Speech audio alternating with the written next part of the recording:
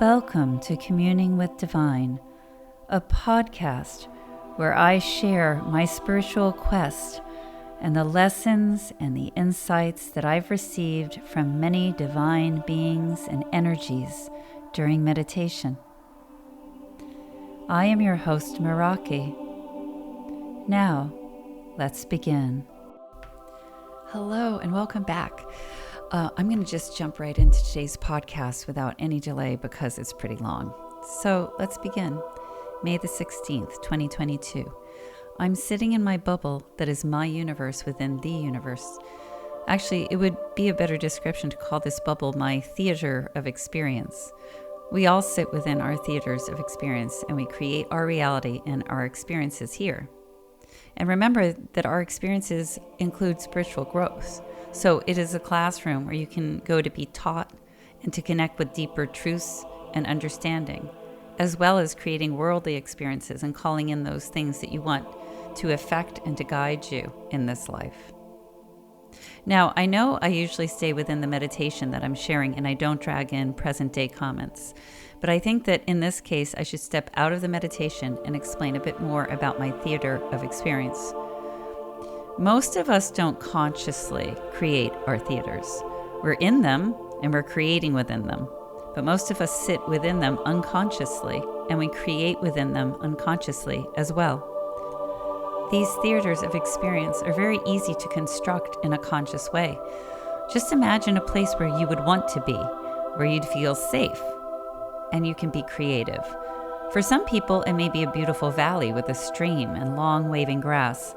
For others, it might be a crystal cave or by the seaside. It doesn't matter what setting you choose. And remember, this is a dynamic place, so you can modify it or change it completely whenever you want. I sit within a bubble suspended in the void. I surround myself with many different energies and beings who teach me and guide me. They clear my energy and they protect me. But this isn't necessary either. Perhaps you have only one guide. A family member who's passed over, or an angel, a god, or a goddess that you feel close to. Maybe it's an energy that you interact with, or maybe it's nature. It doesn't matter. There is no option that is better for you than the option that feels right and comfortable to you. This person, being, or energy will act as your portal to the all, your connection, and you can speak with it, her, him, and ask for teachings, and also for guidance in your life. And you can ask for help. For example, you might want to understand why you desire certain things and outcomes, or why certain events are happening, or why certain people are in your life. And then based on the input you get, you can make decisions about what you want to experience and what you do not, what you want to bring into your life and what you want to let go. And most importantly, as you learn the whys, you'll be able to release those things that no longer serve you and consciously bring in that which will serve your higher purpose. Everything that affects this conscious reality you are experiencing here occurs within your theater, whether you are aware of it or not. You can receive deep insight into universal and divine truths that go beyond this life experience that you're consciously aware of. You can also receive healing. There is no limits to what you can experience, learn, and accomplish as long as you are open and not controlling of the information that comes to you. Build your theater of experience. Enter it and then trust and allow. Don't try to control. Control is fear-based and it will not serve you well within your theater of experience.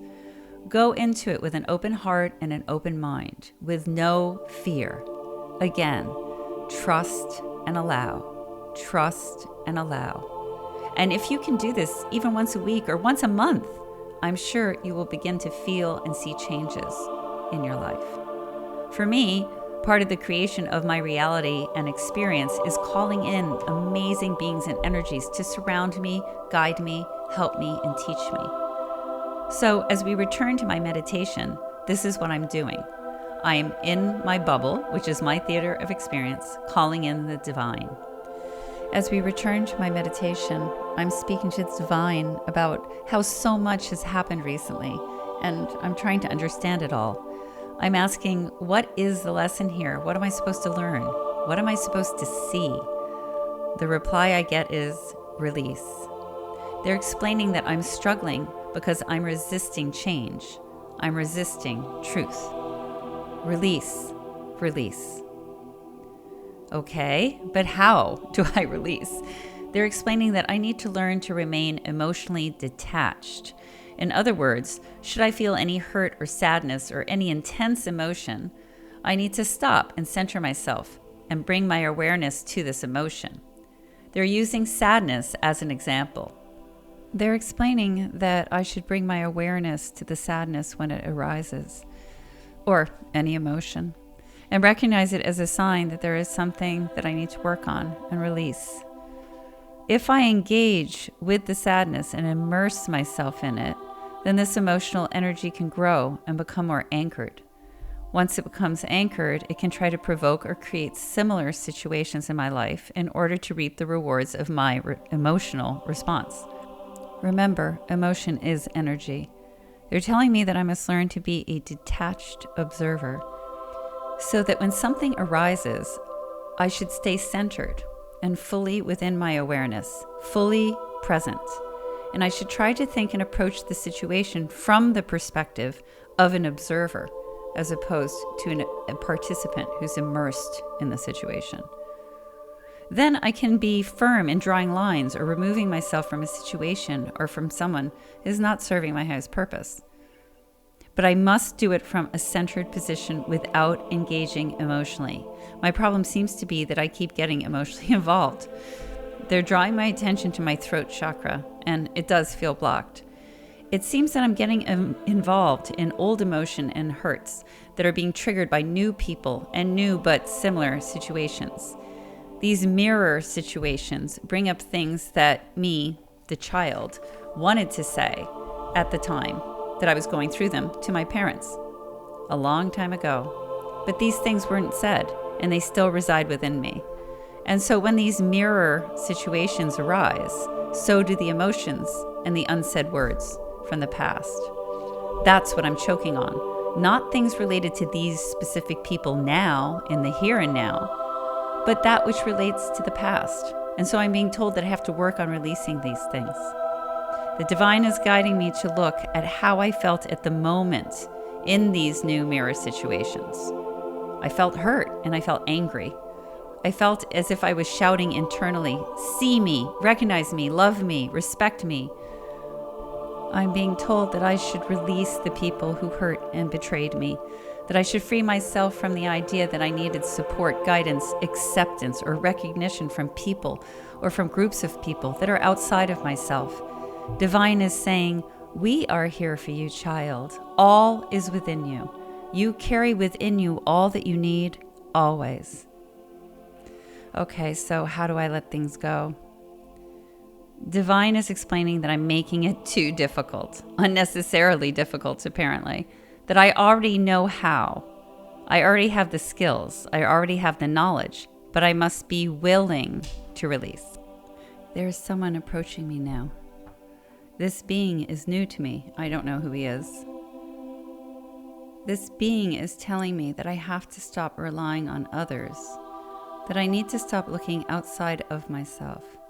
He says he understands that I have confusion and that I want to understand, but he says that for now I should just release.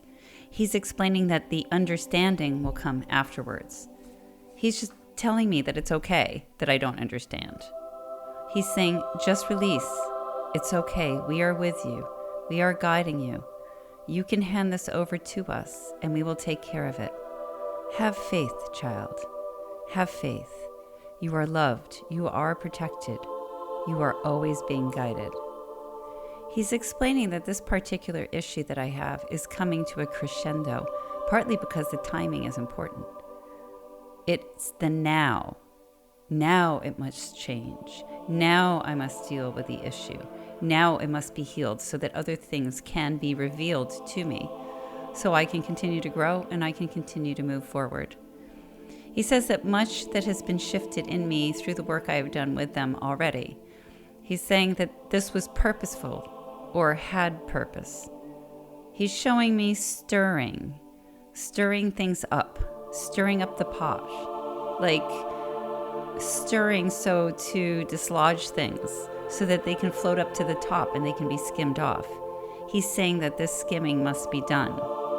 So they, the divine, have churned things up, and the universe has lined things up exactly like this, exactly as they should be. Now I'm being shown a vision of something shaking, like a liquid, and there are other things that are mixed and being stirred up. These were like little confetti things that were stuck at the bottom, and then they rose up to the top and they were skimmed off and taken away. The visuals have helped me, thank you, I understand now. This being is asking me how I feel now. I feel much better. My throat, there's no pressure there anymore. He's explaining to me that I must do for myself, not always for others. He's asking me, if no one ever appreciated what you did for them, does this take away from what you have done? No. To the universe, and does the divine? No. Yes. Do you know? Yes. Then why do you require the acknowledgement of others? I don't know. It's a good question. Habit? Training, maybe? I've been trained that achievements only matter if others recognize them, I guess. He's saying that the culture that taught this is fractured. It's not a mind frame, a belief system. I'm having a hard time explaining, but that's basically what he's saying, is that it's not a belief system that has served human beings well. It's been destructive. He's explaining that so much of our belief systems and our behavioral systems have been destructive. He's asking me what I want. Do I want to be a part of that paradigm? No, not really. But this is how our social and economic systems work. And if people don't recognize that what you have to offer or that who you are is of value, then you can't make a living. He's asking me, is this truly what you believe? Well, I didn't think so, but since it's coming up, and then the thought pattern and the belief system, they must exist within me. So I guess I hadn't fully realized it was there, and I hadn't fully worked on it.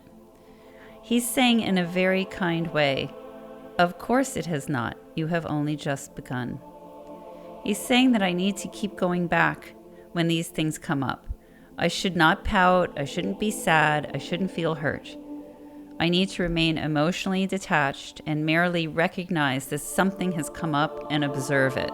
Not engage with it, just observe it.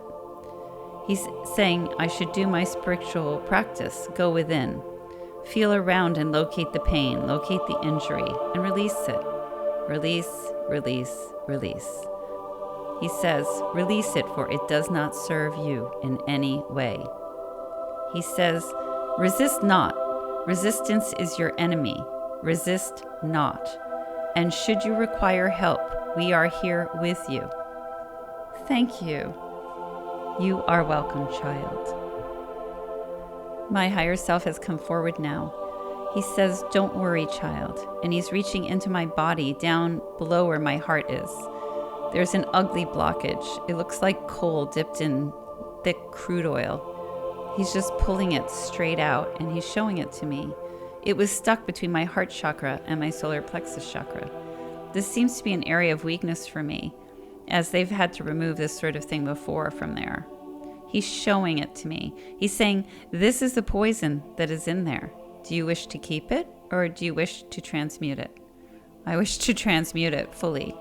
And so it is done. Mother Universe is speaking to me. She's explaining that I should expect these sort of things to happen. Emotionally challenging situations. Because this is how things get stirred up, and it's okay. There's nothing wrong with me. This served as a lesson so that I could really see the depth of the pain that is still entrenched, and so that I could see my reactions and my resistance to the what is, as opposed to releasing and accepting. She's explaining to me that the other people who were involved in the situation that caused me to be upset were also being given an opportunity to gain a lesson, to learn and to grow. Whether or not they decided to take advantage of this opportunity was entirely their choice. and it's not for me to know or to concern myself with. So everyone involved had the opportunity for a lesson. The important thing for me is, am I learning my lesson? And I really hope so. Mother Universe says that just because I mask my pain and my hurt feelings so that other people can't see it, and also so that I can ignore it myself, it doesn't mean that these things are not present within me. And instead of putting my energy into masking my pain, I should put my energy into going within to locate, understand, and release these old things that do not serve me. I understand that. I just want to go and sit in the peace of Grandfather Void now, in the calm and in the quiet. There's a reassurance and a sense of safety in the void. I don't know how to describe it. I wouldn't let myself go earlier because I didn't want to use this sacred place of the void as a way to escape my work or to run away from difficult situations when they arise. I don't want to hide from my lessons. I want to face them. I want to honor myself and all of the beings and energies who are helping me. And I always want to honor Grandfather Void. Always. June the 8th, 2022. I want to clarify before I start that I use the term darkness here in multiple ways, as I was struggling at the time with the terminology and learning that darkness is not bad or evil. It's just that we've come to associate the dark or darkness with evil and bad and scary things. I was also just beginning to understand that darkness and light are separated here in this reality to provide contrast. But as they exist in truth, as one, they are neither good nor evil. They are the balance.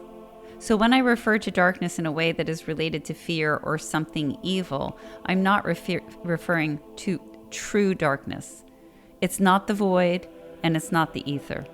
And I want to make that really clear. Darkness is not evil. Darkness is just a term that we use as a contrast to light. We associate divine perfection, unconditional love, and all good things with the light. And as a contrast, we use the darkness. But the darkness is not evil. So I just wanted to share that with you all and explain that I was actually struggling at the time to understand the different connotations and understand what Divine was trying to teach me. So why keep it in, right? Why keep it in, and why not just come straight out and be like, oh, this is what this is and this is what that is, as opposed to struggling with the terminology and everything else. And part of the reason that I kept the learning curve in is because I was directed to by Divine. I was supposed to start at the beginning and sort of take everyone through the different steps with myself, all the steps that I went through and the learning curve that I took. But the other reason is because I actually feel that the process and the struggle to understand and to learn and to grow are important to share so that other people feel confident about their own learning curve. Not understanding something is nothing to be ashamed of. I mean, if everyone else gets it and you don't get it, whatever it is, there's nothing to be ashamed of. Everybody learns and understands in their own way, in their own time.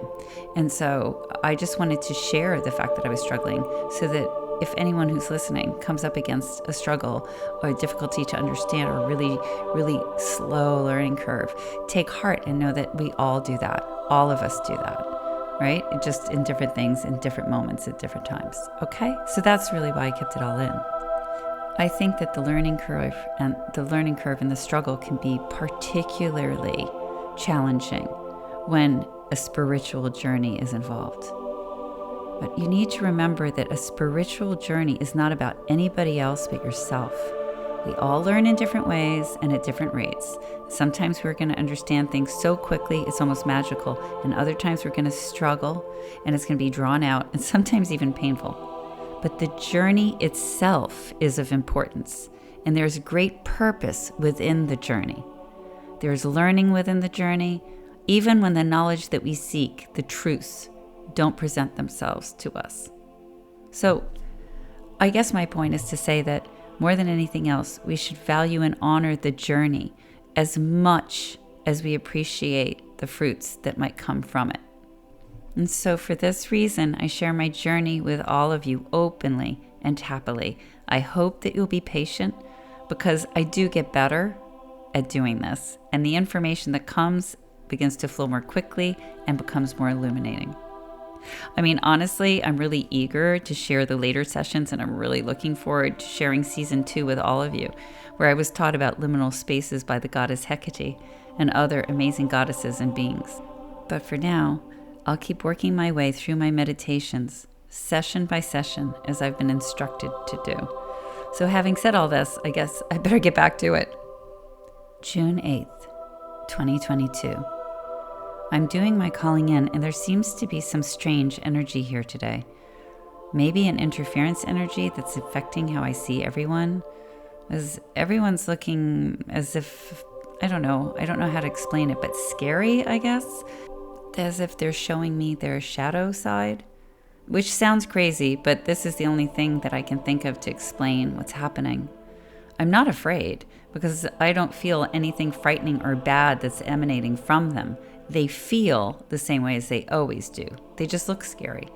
So this seems to be a purely visual effect for a purpose. I'm remaining calm and centered. I'm assuming that there's a lesson or insight attached to this visual change. So I'm going to ask, what is this that you're showing me? What's the lesson you're trying to teach me? Help me to understand, please. What I'm understanding is that this is about duality, and it's also about neutrality. The dark side, or rather the shadow side, is something that I repel. I push it away from myself because I only want to be aware of my light. My shadow side is repellent to me. I don't like it. Yet this lives within me. It lives within all of us. I understand what they're teaching me about myself, but I don't understand why they're presenting it to me in this way. Why are they presenting themselves to me in this form? They seemed pleased that I was able to tell the difference between projection and reality, that I was able to know and feel that they were not evil. They're explaining that I can tell the difference because I know on a deep level.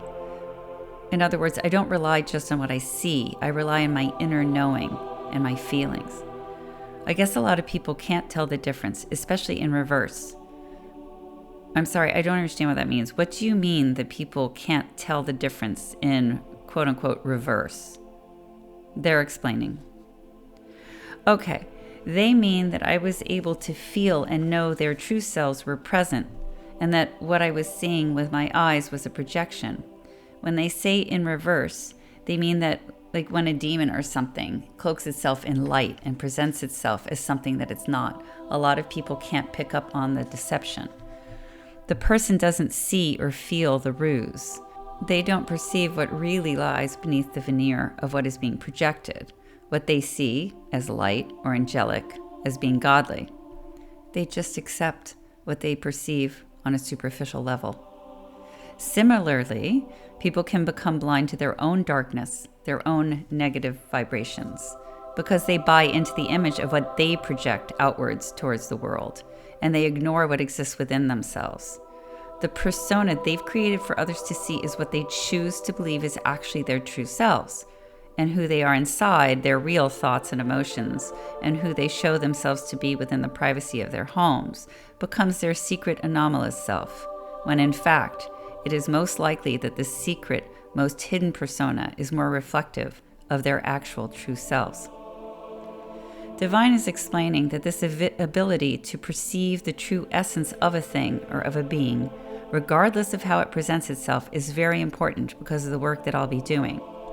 And the ability to spot and recognize my own lower vibrations, no matter where they came from, and address them is equally as important when I'm doing this work.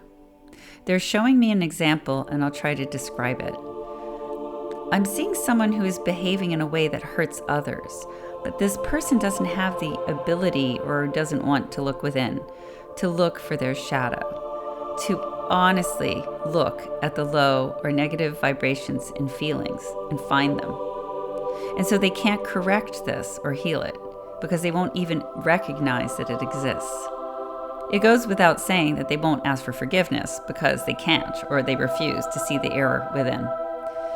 They justify their behavior by projecting their negativity or their shadow onto the person that they hurt, or any other outside external stimuli. They'll justify and sidestep their responsibility by blaming another person or situation, past or present. From this point of view, shadows and darkness only exist in others and outside of the self, never within. Now they're showing me little pebbles being built up into a big mound.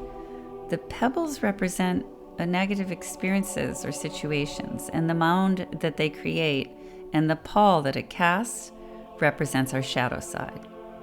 What Divine is explaining is that we have these little pebbles within us that build up over time until the mound that casts the shadow becomes huge within us. At that point, we can't look within ourselves with clarity anymore. Sometimes we allow this mound to grow so big that should we try to look within, we can't even recognize our shadow side because all we see is shadow. And so there's very little to contrast with it. This is the internal struggle.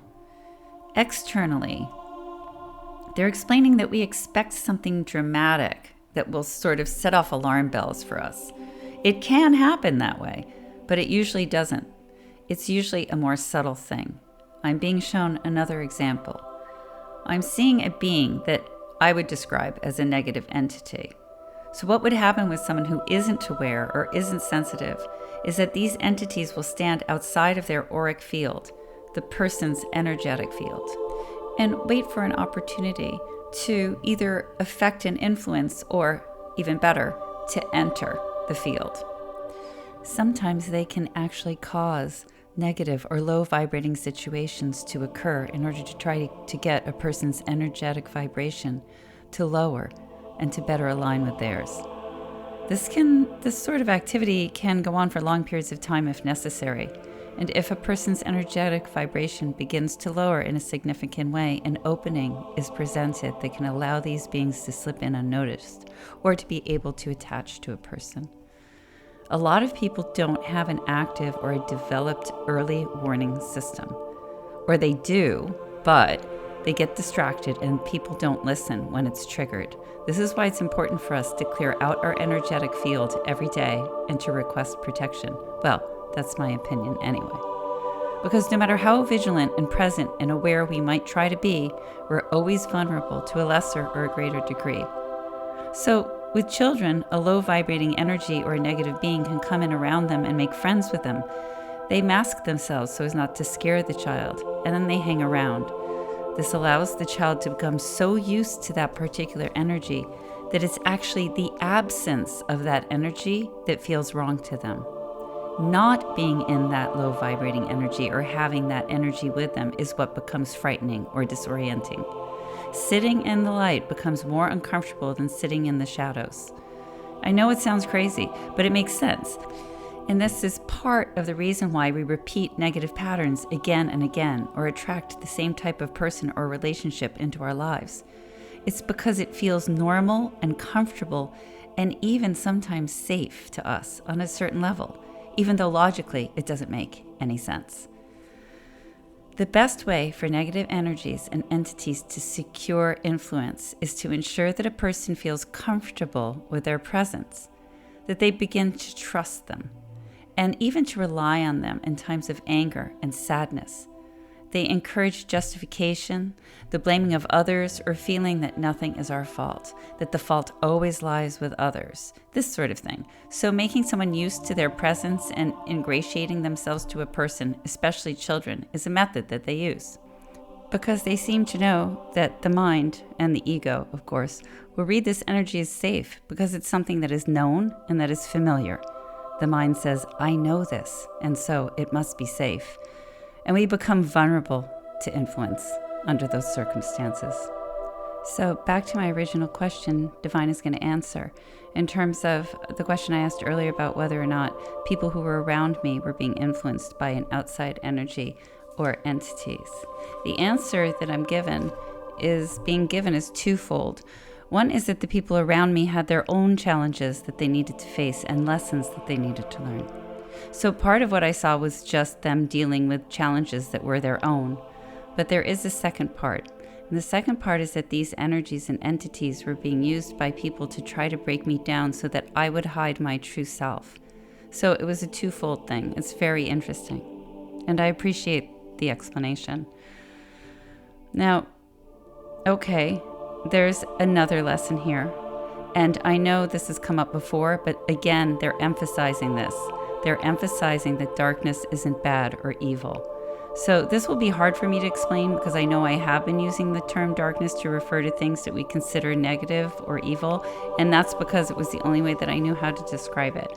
But the real darkness, true darkness, is what I refer to as grandfather void, which is beautiful, safe, and peaceful. It's also the ether, or what I refer to as the ether anyway. And the ether is also darkness, and it is also beautiful and essential. They're explaining that for the experiences that we come down here to have, elements or parts of the all had to be separated. I'm not being told why. I'm just being told that this is what had to occur. Parts of the all had to be separated. But separation is not how things are in truth. It's just an illusion of sorts that was created for us in order to be able to experience the contrast and experience the lessons that we came here for. And it's important that we understand this in a real way, not just in a theoretical way. We must understand that both reside as one, that all is one. All is one. I understand what they mean about light and darkness, but I don't think that I'm explaining it well. So I'm going to try again. Both light and darkness reside and exist as one. There is no actual light and there is no actual darkness. In truth, they are a singular energy that we don't understand and we have no knowledge of.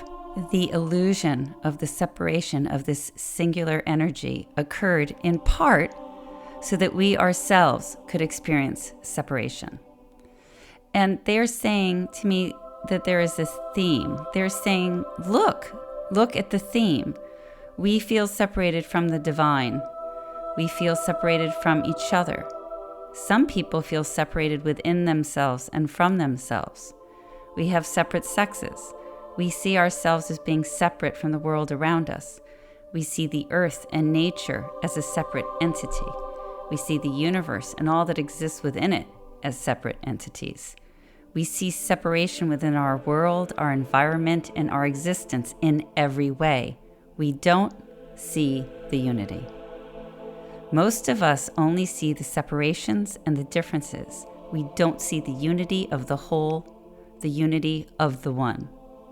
But we need to understand that we are part of a greater whole that could not exist without all of us as parts. At the end of the day, even the idea of parts is really an illusion. Just as they explained that the light and the darkness exist together in the all as a singular energy that we can't even begin to understand. So we are a part of that all, and we are a part of a singular energy that we can't seem to comprehend or understand. I'm asking if this brings us back to Grandfather Void. Is the void our starting point? Divine responds, in a way, yes. They're explaining to me that Grandfather Void, or just the void, is part of a greater thing as well. But it is the closest point of separation from us in this form, in this reality, and in this conscious awareness. But the void is not the place of origin. It is not the all, because it too is a part of a greater energy and a greater existence, of another great oneness, another great consciousness. Divine is explaining more. Divine is explaining that we all have a shadow or a dark form of self. They're explaining that the purpose of the dark form of self is to provide contrast so that the light can see itself, and so that the light can see its qualities and learn about itself. The light also learns about the dark self at the same time because of this separation, because of the contrast. They're saying that no one thinks about what it is the dark form of self is learning. We don't give much thought to that. We try not to think about our dark form of self, mostly because of fear, but also because we discount it as not being a part of us in the way that the light is. We label it as something to avoid, to expel, to overcome. but we don't consider something that should be understood. What if it too is learning? What if it too is here to evolve? Divine is saying, do not discount it. And they're right. Look around us. Look how quickly it has learned to navigate this 3D reality, this consciousness. It seems as if it dominates the third dimension, doesn't it? So which aspect of us learns faster? I'm being asked, which aspect has the biggest challenge? Which aspect is learning and succeeding in honoring its purpose? This is very important. This is something that needs to be contemplated and considered. Our society doesn't particularly delve into the purpose or the role of our dark form of self, other than it being a force of negativity, a temptation to turn from the light. They are saying to me, you have been within the void. You know that the darkness is there, and you know that the light is there also, and that they exist together in a balance. How do you feel within the darkness of the void? Well, I'm not afraid of the void or the darkness in the void. It's wonderful, it's peaceful, and it's safe. I'm being asked, so what changes? What is the difference between your perception of the darkness in the void and your perception of the darkness in this dimension? I don't know. They're explaining how other cultures have spent more time considering the darkness. And what I'm understanding is that we have an irrational fear of the darkness that inhibits us from considering it.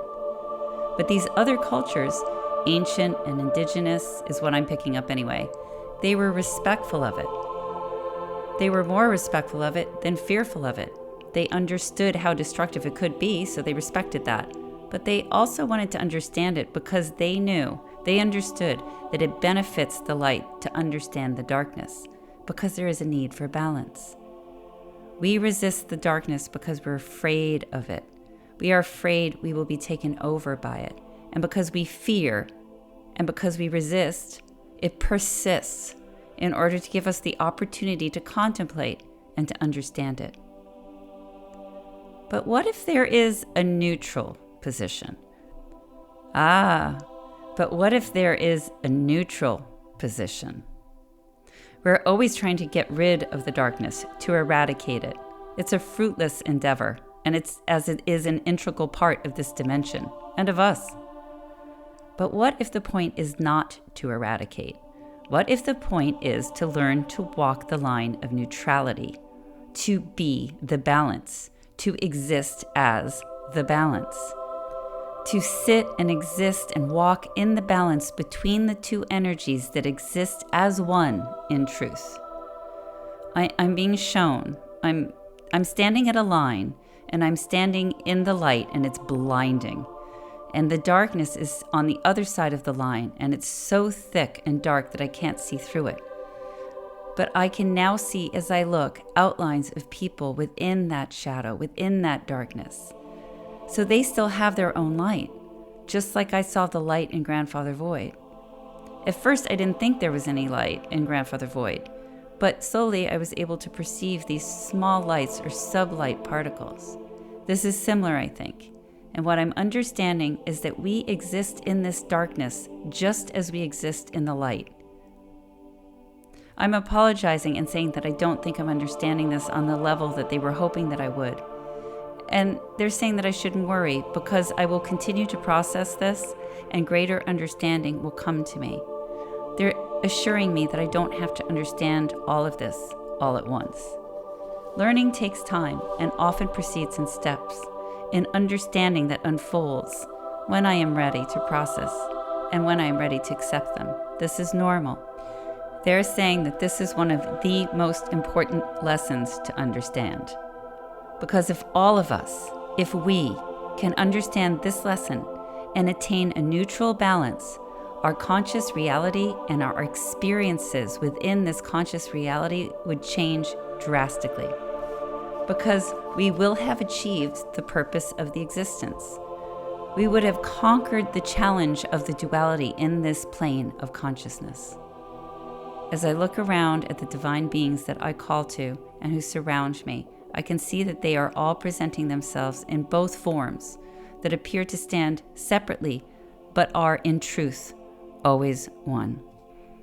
Well, that's it for this episode. Thank you so much for joining me, and I hope you'll join me for the next one. Have a lovely day.